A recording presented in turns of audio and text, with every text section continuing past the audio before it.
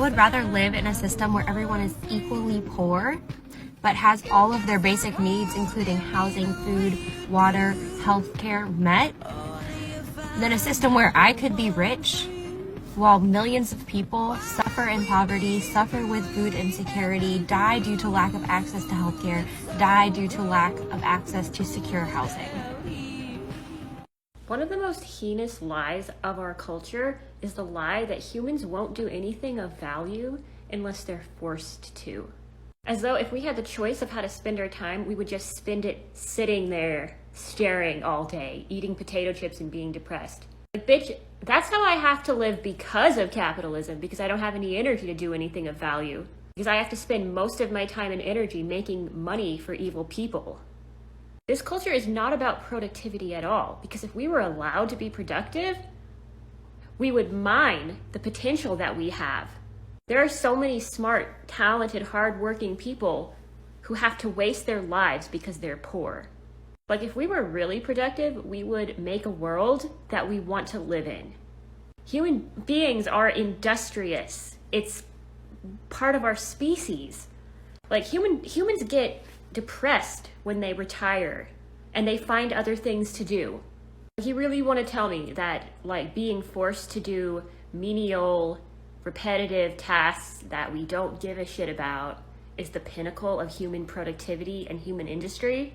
Can you imagine what people would do if they had more time? Like, the big illusion is that the rich, powerful, famous people are there because they're talented, because they're smart. But it's actually the other way around. They get to be talented and smart because they're privileged. That's what gives them the time and the resources and the privilege to learn shit, to invest in themselves. 5-day work week is not about productivity. It's about making sure that we don't have the time or energy to make the lives that we want. Because if we did that, we would change this fucking world. The war on drugs was a tactic to fill up private prisons. But you already knew that. I'm already in hell. I live in a country where half the people think that school shootings and children dying is just the price we have to pay for gun freedom. Where those same people care more about a non-sentient clump of cells than living, breathing humans.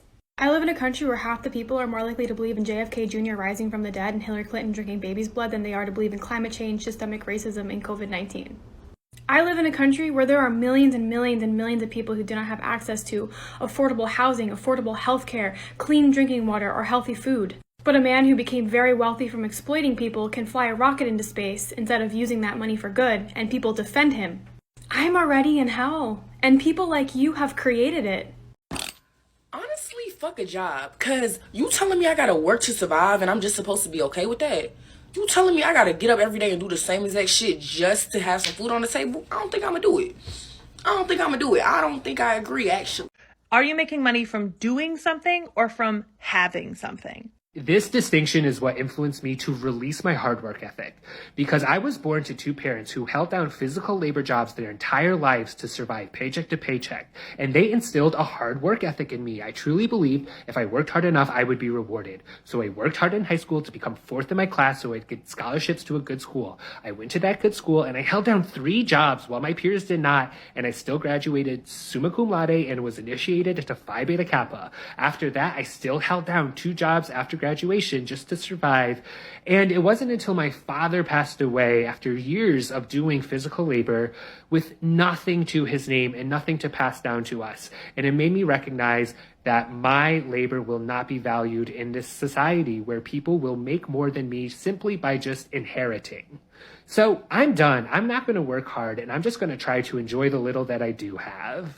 Here's why it's wrong for billionaires to get out of paying taxes using legal loopholes even if they aren't breaking any laws. The simple answer for this one is that our laws do not define morality. So many people use "it's legal" as justification for bad behavior. It takes 2 seconds of reflecting back on our country's history to realize how faulty that logic is. Slavery was legal and technically still is because of the loophole with the prison industrial complex. Marital rape was perfectly legal not that long ago. Interracial marriage and same-sex marriage were illegal for a long time. Our laws are changing all the time because they are created by human beings who are imperfect. We should not be looking to the government to determine for us what is right and wrong. Politicians that we democratically elect should be making laws that reflect our values.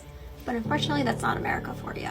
Colonial pirates were a direct reaction to bad working conditions. Merchants and captains profited by skimping on food, water, and rum for their sailors and beating them to encourage more work. Thousands of sailors who got fed up with this threw their captains out of the ship and became pirates, with the express goal of plundering the rich. Pirates were significantly more accepting of racial diversity than the rest of colonial America, and there are even reports of women who became pirates by dressing like men. Pirates would also elect their captain instead of having their captain forced on them. When pirates took over a ship, often the first thing they would do is ask how the captain treated the crew, and if the captain treated the crew badly, he would be thrown overboard.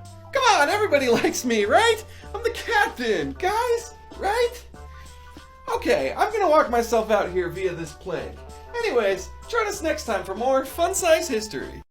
One thing I don't get about like the Bible bashing, like crazy, like religious people that will like stand out the front of abortion clinics in America and be like, yeah, you can't have an abortion, it's murder and you're gonna go to hell. Like, why don't you let them? Like, let them. If you think that they're murderers and they're awful whores, why do you want to be in heaven with them? I think it's about hating women.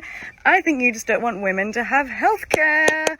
Like, and you're just allowed to do that in America. Like, you're just allowed to be out the front of an abortion clinic and just harassing poor women that are trying to get healthcare. Like, you cannot do that shit over here. Like, you will get the cops called on you. Like, that's such an insane concept to me, that you're allowed to just publicly be like, hey, I'm a big old bigot. You can't do that. Like, imagine me standing out the front of a dentist being like, I don't think men should have their teeth fixed, actually. I think they should rot out of their heads because fuck them, that's what they get for drinking soft drink. Like, you can't do that. You can't deny people healthcare. What's an incredibly safe opinion you have that would trigger absolutely no one? Anything that is essential to your survival in the modern world should be nationalized. Power, electricity, water, food, housing, education, healthcare, and security. And those things should be provided to all citizens through the taxes they already pay. The natural resources of a nation, aka your minerals, your trees, your oil, belong to the people of that nation. And anyone in the private sector that wishes to utilize these resources must pay into the benefit pool of that society. Yes, I'm so glad you asked. I can talk about this literally forever. I first came across this idea in the book McMindfulness, so if you want to hear about this in greater detail, go read this. But basically, the thesis of this book is that mindfulness as a Buddhist practice has been completely co-opted and corrupted by corporations because it's become completely disconnected from any ethical or moral context, and instead it's being marketed to individuals as a coping mechanism. And this is a problem for two reasons. Firstly, like any modern remedy to mental illness that overlooks the socioeconomic conditions and structural causes of problems like stress, it teaches individuals that it's their fault that they are experiencing stress, and they can solve it by being more mindful. And so it has this kind of numbing effect on people where if they're feeling stressed or disillusioned because they're being underpaid and overworked in their workplace, mindfulness would teach them to just take a deep breath and be present in the moment instead of thinking about the systemic reasons why they're feeling this way. And the author talks about the really concerning trend of tech companies like Google and Facebook, as well as the US military, basically putting huge amounts of money into funding like wellness retreats and mindfulness coaches for their employees that then teach their employees how to be better at doing unethical things that their job requires them to do. And so engineers at Google and Facebook who are developing mass surveillance tools and US soldiers who are literally killing people are taught how to be more detached from the harms of their actions, so that they can become less critical and more productive. But the author emphasizes that mindfulness is not inherently problematic practice. It's only bad because corporations have perverted it to produce more complacent capitalists. It's totally uncalled for, You're Catherine. a fucking asshole. Everybody hates you. They hate your fucking Bob. And I'm glad your husband died. Because you're a fucking asshole. He probably killed himself. I would.